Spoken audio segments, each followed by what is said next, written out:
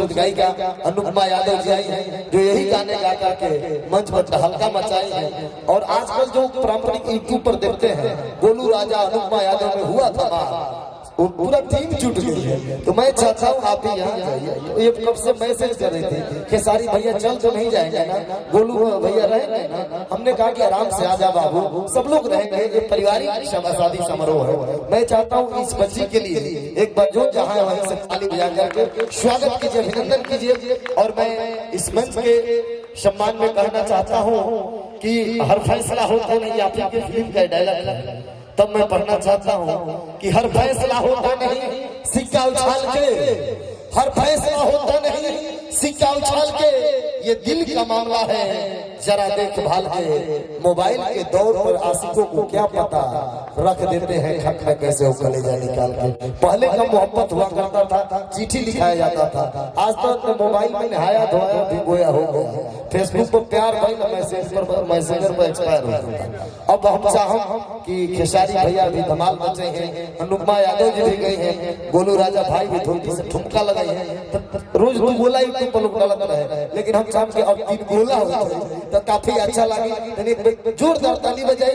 अब 2 गोला का 3 गोला हो तो उत्सव देखिए रोहित कल के सुपुत्र अभिषेक भैया के शादी उत्सव में बहुत ही अच्छा माहौल, अपना कभी जगह शांति माहौल मिजाज माहौल मिलेगा। खेसारी भैया देखेंगे। अब हम चाहते हैं धून बजाओ और बाद आगे जैसे ये माहौल इसीलिए है कि अभी तक खेसरिया कोनो वीडियो नहीं खे बनाओ ये हम आवत नहीं नताबा ले ऐसा मियाना रोहित का। हम रोहित भैया से बोले थे कि भैया कोई वीडियो मत बनाइए, भैया भी बोले कि ना बाबू हम अपने भाई को बुला रहे हैं और आपको अपने भतीजा की शादी में आना है, कार्यक्रम करने नहीं आना है, आपको न्योता करने आना है। और मैं यहाँ पे आज अपने बड़े भाई के लिए, अपने भतीजा के लिए आया हूँ, अभिषेक के लिए। और मैं ही नहीं पूरा भोजपुरी समाज आया है यहाँ पे। एक से एक हीरोइनें आई हैं, हमारे प्रोड्यूसर साहब आए हैं, खाली एगो डायरेक्टर नहीं है, नहीं तो यही जगह आज दूसर फिल्म बन जाता। दूसर फिल्म बने हुए है भोजपुरी है तू लो मर्दा गजब खत्म, तू लो हंस के अश्लील कर देता रहा। हम आपसे अब नहीं बोलते हैं कि लो हंस के ओकरा का अश्लील बना देता, बुझना वालो। अभी एक मेरा और अनुपमा का गाना रिलीज हुआ है, शुरुआत दिखा कि नहीं हद में रहलू टूटी ससुरवा में तलागे सैये रोटी खैलू जा। मेरा अनुपमा का गाना है कि पहिले से ज्यादा लगिले चले सुनो ये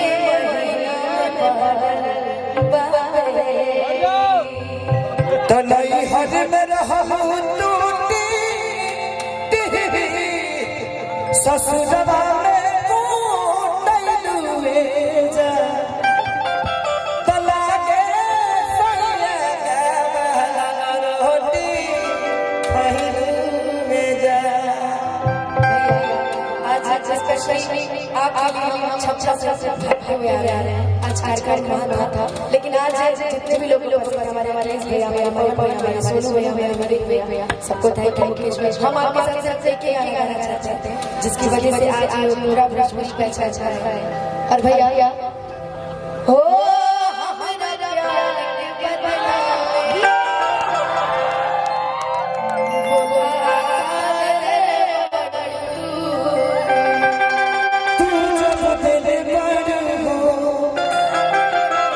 बस जगा देने हो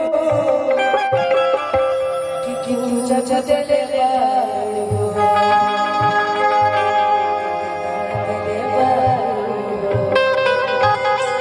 कि हम कभी सजई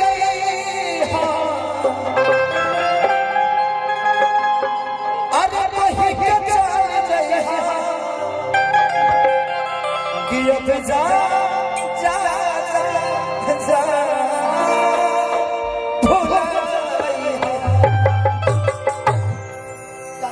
गाना चाहते हैं। बस बस यही गाना सबसे बड़ी चाहते हैं। इनके लिए एक जोरदार ताली बजाइए। अनुपमा, जब इनको देखता हूँ, इनको सुनता हूँ, तो मुझे देवी नजर आती है। और ये गायक ही नहीं, सिंगर ही नहीं, इनके अंदर संस्कार बहुत ज्यादा है। अब पता ना गोलू से काहे लड़ाई हो जाला, हमारा तो पता नहीं है। अब गोलू हमारे से छोट हो तो का बोले, लेकिन लड़े वाली लड़की नहीं है, ये बहुत उम्दा गायक है, कलाकार। और आपका भी जवाब नहीं, मेरा भाई जब गाता है तो पूरे अच्छे अच्छे लोगों की बात बना देता है। आपका मैं हमेशा प्रशंसक रहा हूँ और हमेशा रहूंगा भी। लेकिन मैं इनको हमेशा कोशिश करता हूँ कि अच्छे, और इनके बहुत सारे गाने आप लोगों ने सुना भी होगा, पवन भैया के साथ भी इन्होंने गाया है, मेरे साथ भी, सबके साथ गाती है। और इनकी आवाज में एक जादू है जो कि सबको अपना बना लेता है। मैं प्रार्थना ईश्वर से यही करूंगा कि इस बच्चे को इतना कुछ दे दे कि जब ये रोड पे चले तो दुनिया कहेगी हाँ ये अनुपमा है। बस यही कामना करता हूँ कि अपने तरफ के लोग, अपने गांव के, अपने शहर के लोग बढ़ते हैं तो खुद को खुशी होती है, जैसे हमारे बढ़ने से आप सबको खुशी होती है। क्योंकि मैं सिर्फ एक रसूलपुर चट्टी का रहने वाला और मंगरू यादव का बेटा ही नहीं, आज मैं पूरे भोजपुरी समाज का लाल हूँ, जो कि सबकी गोद में आज खेल रहा हूँ। तो मेरे पिता ने तो सिर्फ मुझे पैदा किया, लेकिन सम्मान आप सबने दिखाया। तो मैं कोशिश करता हूँ कि हर चाहे वो दुख हो सुख हो, अपने भाइयों के लिए, अपने पिता के लिए, अपने माँ के लिए, क्योंकि आज मेरी माँ सिर्फ मेरी नहीं, आज पूरे भोजपुरी समाज की हर औरत मेरी माँ की तरह है, मेरी भाभी की तरह है, मेरी बहन की तरह है। तो कोशिश करता है यही आदमी की अच्छी चीजों को करके अपने लोगों के बीच में अपना सम्मान कायम रखे।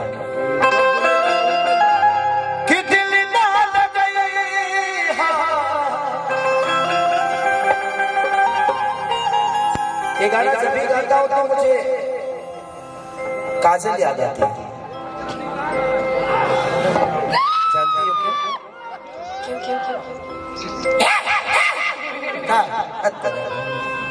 इसलिए कि इस गाने का उत्पत्ति वहीं से हुआ था। जब मैं बलम जी लव यू कर रहा था तो उसकी शादी कहीं और हो रही थी, और वहीं पे एक सिचुएशन था और मैं उसके लिए गा रहा था। मुझे क्या पता था कि यह हकीकत हो जाएगा।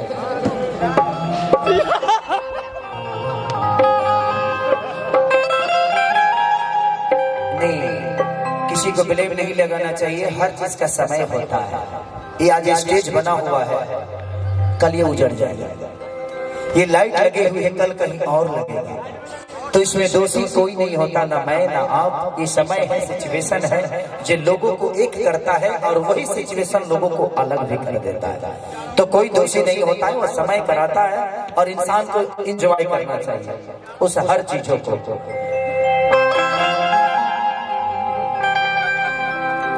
कि तू रहलू दिल के करीब हो,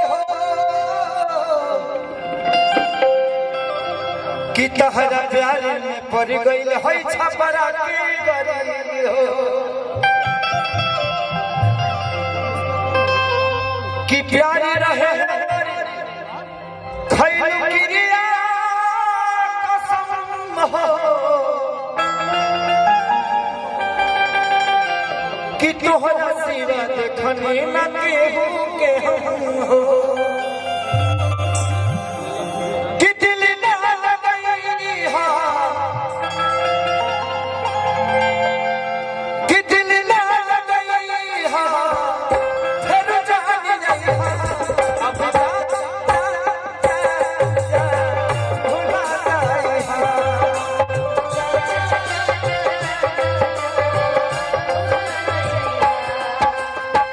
कि दिल ना लगई हा,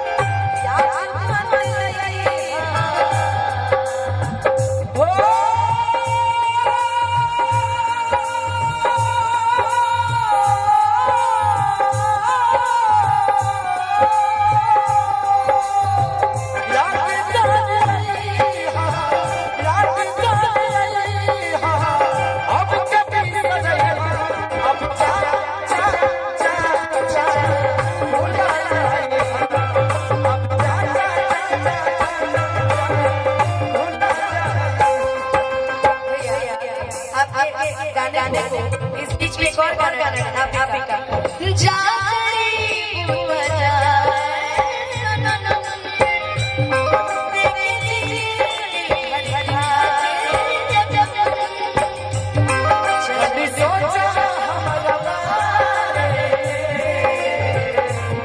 तो हज़ार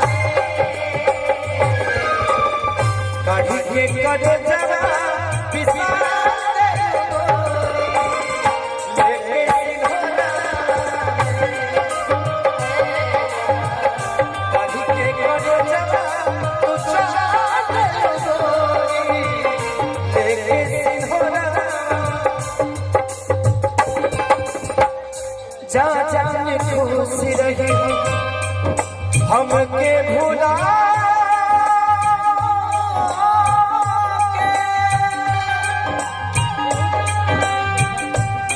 जाने खुशी रही हमके भुला